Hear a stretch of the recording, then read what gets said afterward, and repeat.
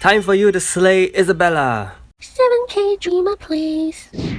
Hi guys, welcome back to my channel. Today we'll be tackling the toughest boss in the entire game, Isabella in Guild Raid. Even though I showed my score in the opening, the score is secondary here because in this guide we really want to focus on the strategy. There is also a lot of RNG involved with Isabella, so please don't feel disappointed if there are times you don't score well. Let's take a look at masteries. First, it is very important you reduce Isabella's block rate by 40% with level 50 and 90 masteries, otherwise you will have incidents where Spina doesn't do her crit. Level 15 also needs to be flipped up to increase crit rate. Page 4 plays an important role for your increased damage output, particularly level 115, 130 and 145. Isabella has 4 skills. Left tap 1 hits 2 times, pierces and bleeds. Left tap 2 hits 1 time, ignores defense and bleeds. This is a killer skill. Left tap 3 does fixed damage, poisons and increases the damage you receive. This is a debuff which needs cleansing. Catch Love decreases your attack and awaken engage. Her awaken skill is a guaranteed death skill, so you must not let her use it. This will be the team used against Isabella. Here's an overview of each of my heroes' builds. I will be going in terms of speed order. Aragon has the highest speed on the team because you need to get his awaken skill up ASAP. Isabella's skills only hit 3 targets, so he may not get hit and won't charge his awakening gauge. Next will be Rachel, also equipped with double speed and defensive jewels. You will realize that I didn't give Rachel and Aragon any lifesteal jewel because they do no damage to Isabella, hence they can't perform any lifesteal. So it's better to focus on defensive jewels. Amelia has the 3rd highest speed, and one of the must-haves is to give her the Awakening Gauge Charge Speed jewel. She gives a lot of debuff immunity since Isabella can reduce Awakening Gauge, so you want her to continuously renew her 4 times debuff immunity with her Awaken skill. Hayong is going to be your healer and actually also debuff cleanser and void shield provider and damage reducer, so she is a super important unit. Lastly, our very dear Spina, who is the current magic DPS. Why is costume added? Because a costume raises your DPS's attack stat, and basically you will want any possible stat increase on your DPS. Also, there are some grayed out soul skills because I actually don't have those on my Spina, but it would be much more ideal if you have them. Let's head in. First off is to cast Phoenix and see what Isabella reacts with for this opening part. There are going to be 3 different situations she could skill with. If she uses love tap 1 or 2 first, see if Aragon's awaken skill is ready, otherwise you can just attack with Spina. If she uses love tap 3, personally I would heal up because it does considerable fixed damage, especially without Hayong's awaken passive.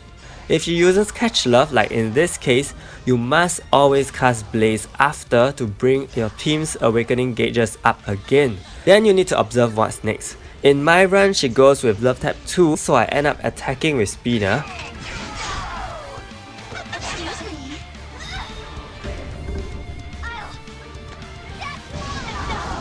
She proceeds with love tap 1, and I will take this chance to amplify my Spina's magic attack with her awaken skill.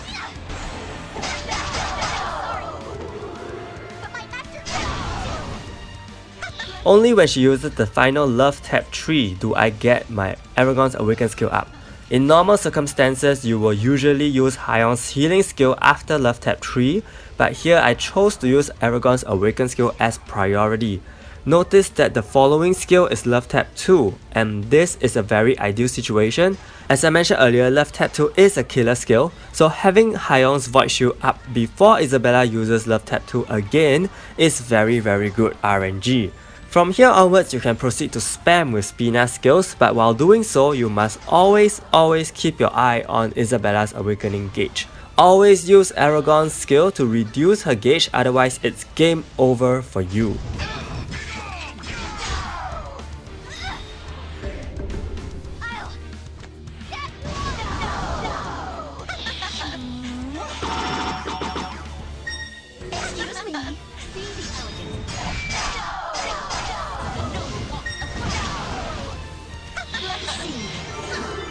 That's it. You failed.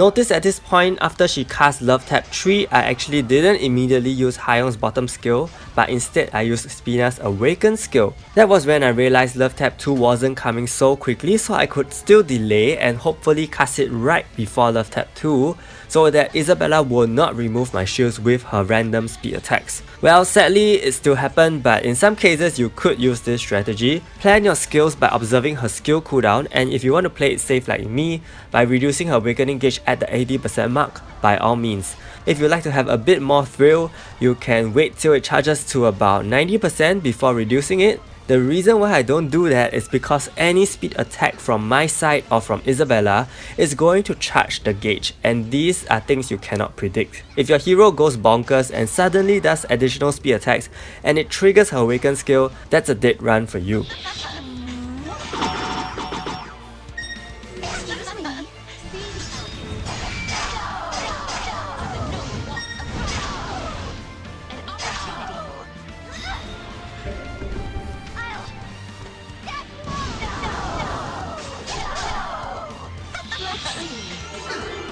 That's it. You failed.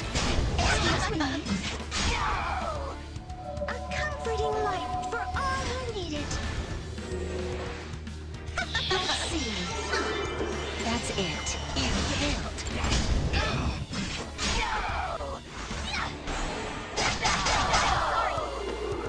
But my master failed. Let's see. That's it. You failed.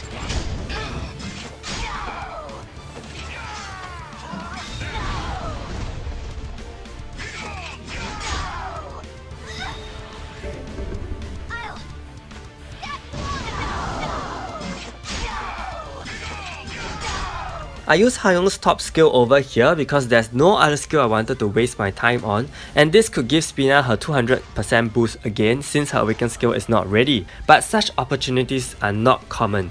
Also, if you observe Isabella's cooldown now, you realize that Love Tap 3's and Love Tap 2's cooldowns are head to head. And remember, as I said, the best situation is when she uses Love Tap 3, you cleanse the debuff and get 1 Void Shield, and then she uses Love Tap 2 and you completely shield against it. This is the part that is extremely RNG reliant. Thankfully, she uses Love Tap 3 first, but that's not over because now you see Love Tap 1 being ready as well. So in this case, sadly, she uses Love Tap 1 and you have to pray that Love Tap 2 doesn't kill you. It does considerable damage and will do more if you don't have appropriate jewels, traits and armor. That's it. You failed.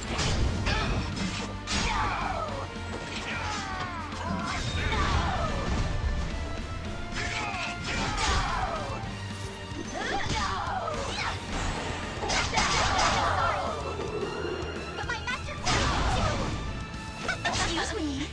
Excuse me. By now you also see that my Phoenix buff is running out in 1 turn's time, so you need to find an opportunity to get the buff up, otherwise if you miss the timing, Isabella will absolutely wreck your team. But my master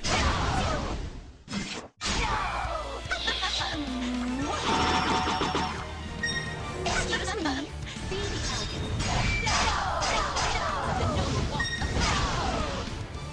Let's see. That's it. You failed.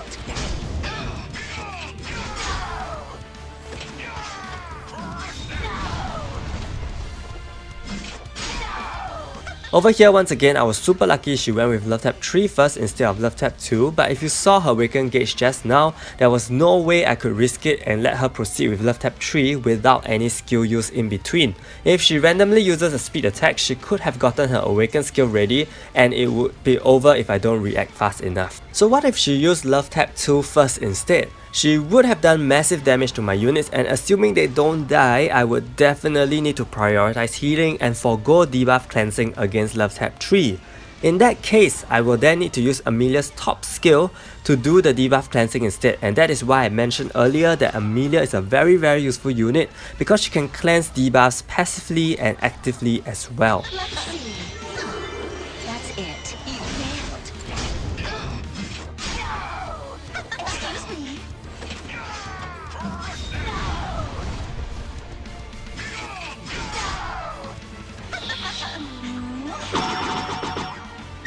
Excuse Remember to always prioritize Blaze after Catch Love because you need Rachel's Awaken passive up for damage boost, you need Hyung's Awaken passive for lesser damage taken, and you need Amelia's Awaken passive for debuff immunity.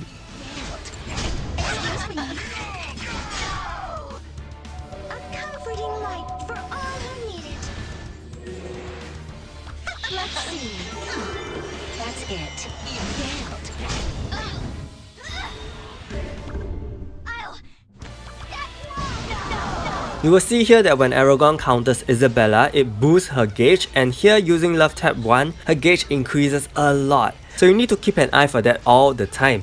And by turn 3, Isabella's damage output increases a lot as you saw. If you're not well equipped here, you could die within a single skill. At this point I queued for my healing skill, but I didn't realize that Aragon actually already healed himself due to the turn-based healing effect, so it was a waste of time, and I probably could have used Spina's skills more. Interestingly, Spina's random speed attack here helped me get one more skill just in time before Catch Love happened.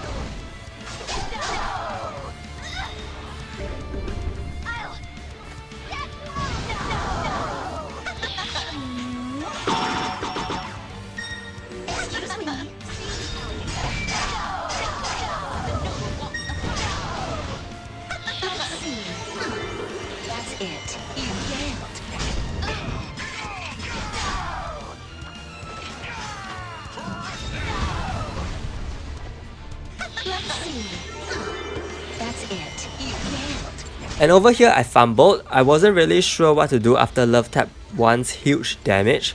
If I healed, I could waste an entire debuff cleansing opportunity. If I didn't heal, I could attack and maybe die.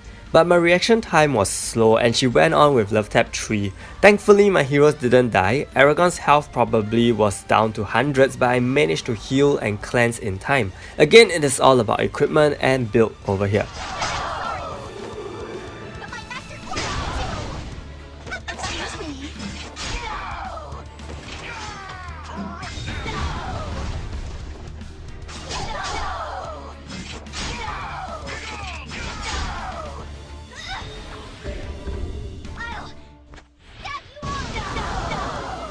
And we are back to a situation where Love Tap 2 comes after Love Tap 3 despite taking very long, but it's a good situation for sure. If your heroes trigger their evasion, then you will retain the shield for the next attack too, and that will definitely help you a lot. Again, that is entirely out of your control.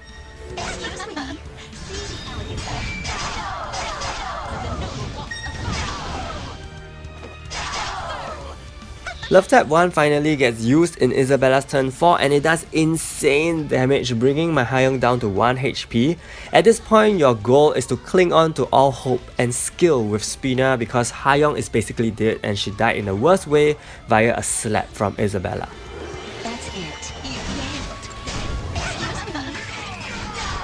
So after Love Tap 3 and without Hyung, my cleanser role is taken up by Amelia.